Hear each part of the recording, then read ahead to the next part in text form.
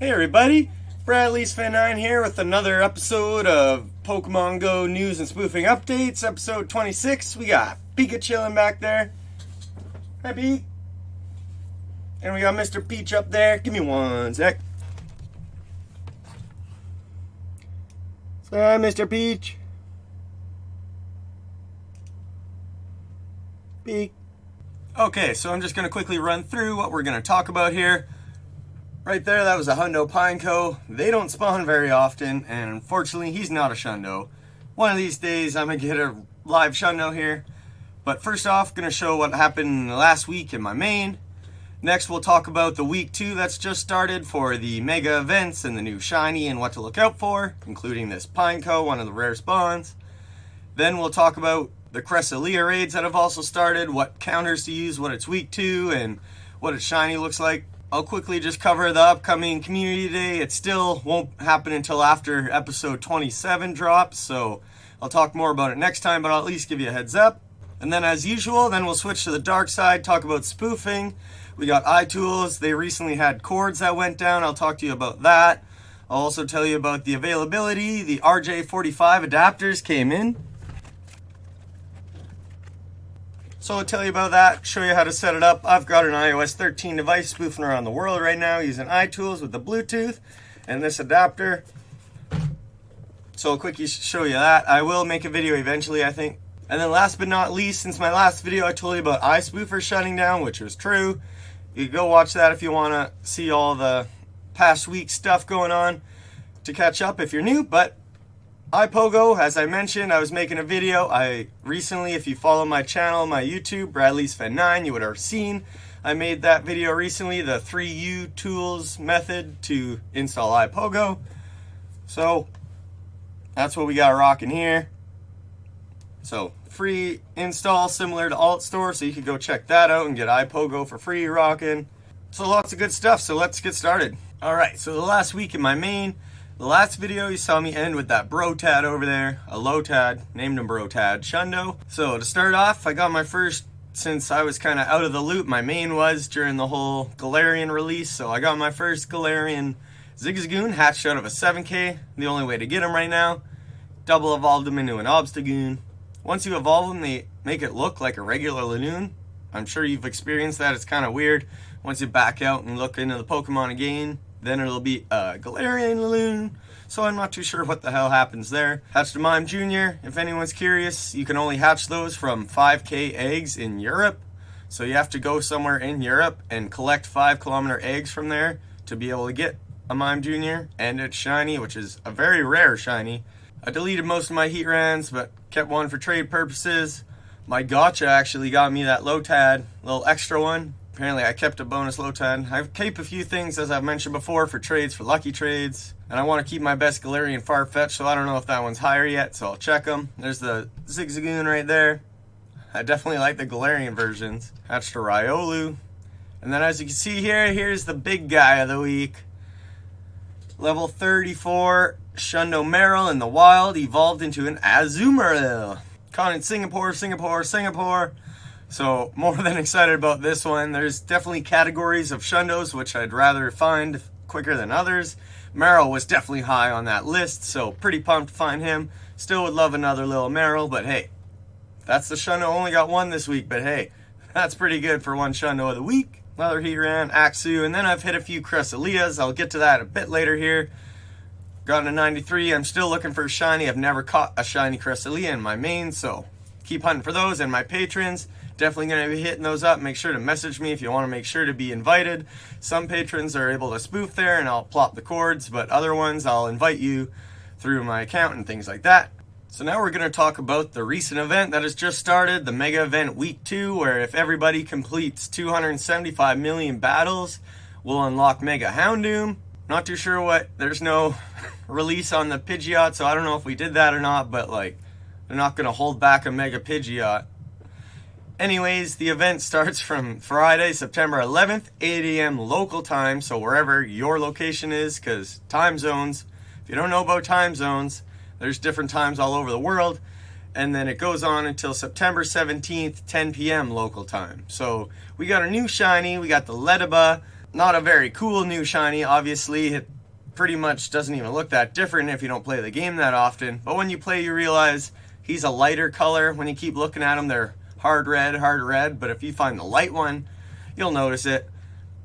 And then you see boosted spawns down there. They announced these ones. So Caterpie, Wurmple, Weedle, Venonat, Pinsir, Scyther, and the Burmese.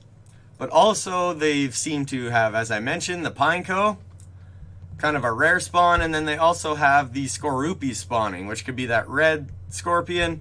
So I'd love to get that shiny, so keep an eye out for those. And then as far as the raids, we got Cresselia, so let's switch over to the raid graphic. Okay, so as you can see over there, we got the graphic for Cresselia raid bosses that I made and just recently put out on Pogo Shiny Hunter. I put everything Pokemon Go and all my catches on that one. And I also have Bradley's9 Instagram that handles everything else to do with my YouTube and everything else creator-wise. Eventually I'll show more pictures of my animals because like people like the pets, and I got more other stuff I could throw on, maybe some funny gaming memes and things like that. I plan to put more work into that, but as you can tell, I got a lot going on for one person, so I'm doing my best. So here we got the Cresselia raid boss. You can see its regular form and its shiny form.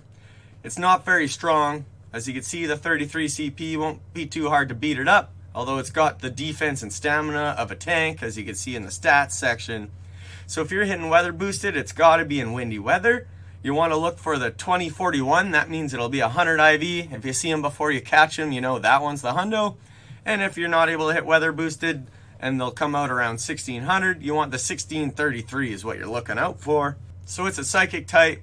This guy's available till September 18th, which is longer than the event, so I think it's one day after. So then you could tell that the weaknesses there, you could see 160% damage is taken by Cresselia to these three types: Dark, Ghost, and Bug. So those are the ones you want to use, but as you can see on the counters, Darkrai is definitely the best. Darkrai with Snarl and Dark Pulse is also really good, as well as its other fast Dark move is in the top counters as well. But hey, it doesn't take much to throw on a fast TM if you got a good Darkrai and make him have Snarl. That's the best one. And Snarl Shadow Ball is ideal for Cresselia, but I mean, double Darkrai is a good one to use too. Then if you have a Chandelier, not easy to get Litwicks, but you could use him. The origin version of Giratina, the double ghost moves, is a total beast. Then you got Weevil. Tyranitar is one of the go-tos. If you make one of those, he'll last a long time and do a lot of damage, so most people will start off and just use a bunch of their double D, is what I call them, Tyranitars. And then you also got Houndoom. There's a few honorable mentions, but honestly, anything Dark or Ghost, even a Bug double Genesect is one of the honorable mentions as well. So you can see the other moves, the moves that he can get while you catch him. So that's all to do with Cresselia, so good luck to those. So as I showed you last week, we got the announcement Porygon's going to be on September 20th, 11 a.m. to 5 p.m. local time. So that won't be until after episode 27. This is episode 26. So it's just a heads up. This community is coming. Mark it on your calendar or whatever. But I'll go more into depth once we get closer to that event in episode 27. So shout out to all the people watching and supporting me on Patreon or watching my YouTube, seeing me on Twitch. I've been trying to get out there more often on Twitch, streaming my Xbox mixed with Shundo hunting. People could talk to me and ask questions and things like that. Always fun, and it was cool connecting with a few people recently. I haven't posted it on Instagram or anything, but sneakily I've gone online to just test the waters. So I'll be trying to do more of that. But on to the spoofing stuff here. We got iTools. If you use iTools, you would have recently noticed that the hundo cords were gone for a while. You'd look and it was the same Pokemon for almost 2 days. And you weren't alone. I was wondering it myself. It was frustrating because, you know, you want to, especially for a Shundo hunter, that's pretty much most of what I do. So I went on to their Discord. I even connected with someone else who's seen me on YouTube, so that was pretty cool to see the connection there. So we were just waiting to get cords. They were just working on the fix, not a surprise. And then one day you wake up and boom, there's the cords again.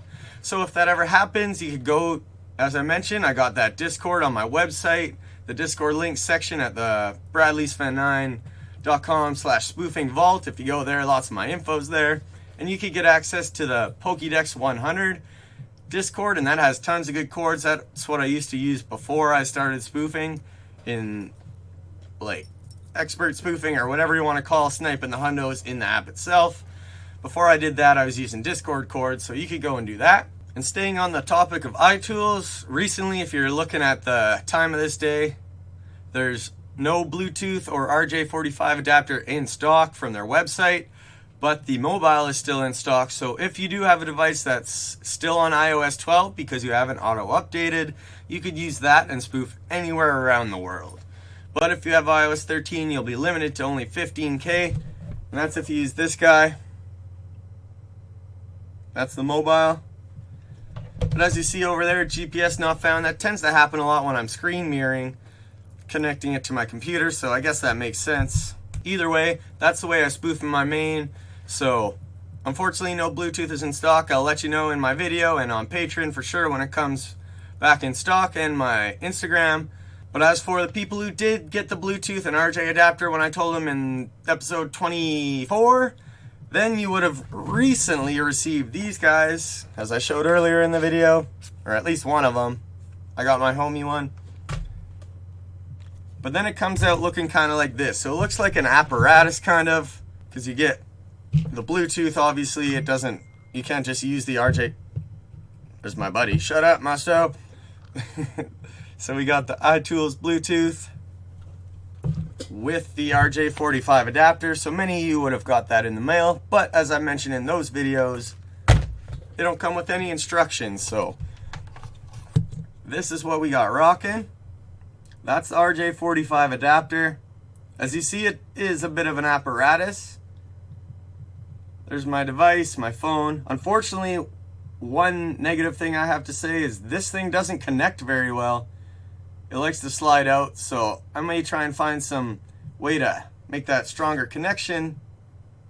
But either way, the one thing I was surprised to find is that you have to use an Ethernet cord to connect it. But as you see, this is the Bluetooth iTools. That's just a charger, because you could charge it too. So that's the basics. If you could get an Ethernet cord, so you won't be able to do it while walking around, but if you're at home, this is the ideal way to spoof. Charge, I'm charging the Bluetooth and this extra USB slot, and then straight to an Ethernet connection on the router. And then there's a few set of steps that you could follow to get it working. So I could teleport anywhere I want, and it's on iOS 13. So that's the basics of the RJ45. As you saw there, those are little steps to use.